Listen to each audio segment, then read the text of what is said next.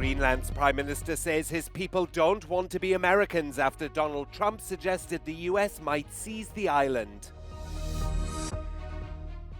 The Alternative for Germany party has officially elected Alice Weidel as its right-wing candidate for chancellor.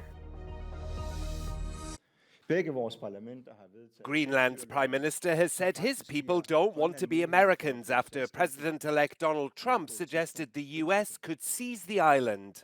Mutabi Egil acknowledged that Greenland is part of the North American continent, but said Greenland is for the Greenlandic people.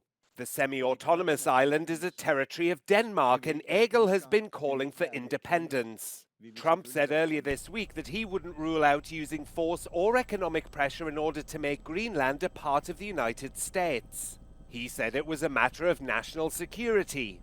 Those comments sparked anxiety in Denmark and across Europe.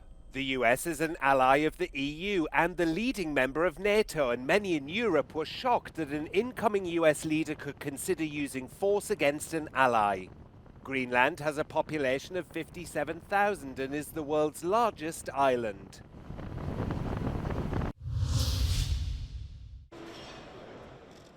The Alternative for Germany party has officially elected Alice Weidel as its right-wing candidate for chancellor during a two-day party conference in Riesa.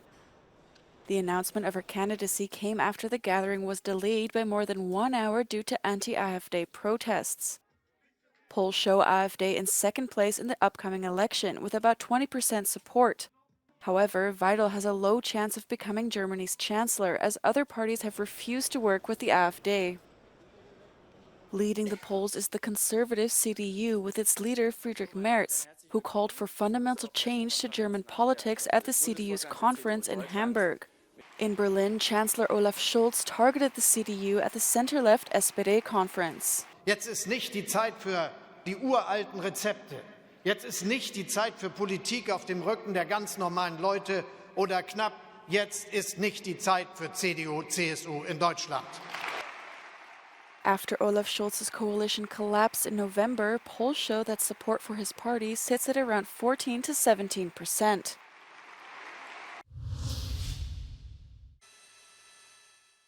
Officials in California say the death toll from massive wildfires burning in and around Los Angeles has risen to 11. And the tally of homes and other buildings destroyed stands at more than 10,000.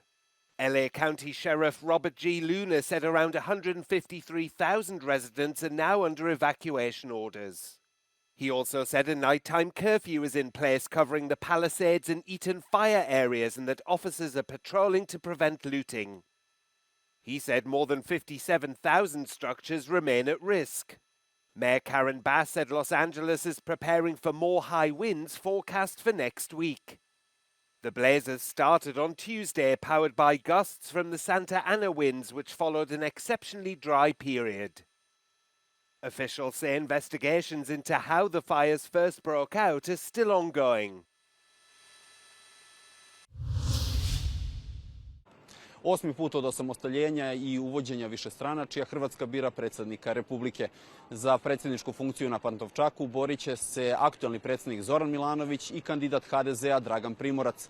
Iako je razlika između dva predsjednička kandidata u prvom krugu predsjedničkih izbora bila čak 30% u korist Zorana Milanovića, Dragan Primorac kaže da veruje u preokret i da se pre svega nada glasovima onih birača koji su u prvom krugu bili pasivni ili koji su svoje poverenje dali nekom drugom konzervativnom kandidatu. Poslednje istraživanje javnog mnjenja, objavljena uoči drugog kruga predsjedničkih izbora, kažu da je apsolutni favorit Zoran Milanović. Predviđaju da Milanović može da računa na oko 62% glasova, dok Dragan Primorac može da računa na oko 28% glasova. 10% birača je reklo da još uvek nije sigurno za koga će da glasa. Pravo glasa na hrvatskim predsjedničkim izborima ima nešto više od 3.750.000 državljana Hrvatske, a ukoliko se istraživanje javnog mnjenja obistine, Zoran Milanović će postati treći hrvatski predsjednik u istoriji koji će uspeti da osvoji 2 uzastopna predsjednička mandata, jer su pre njega to uspeli da učine samo Franjo Tuđman i Stjepan Mesić. Iz Zagreba za Euronews, Dušan Ilić.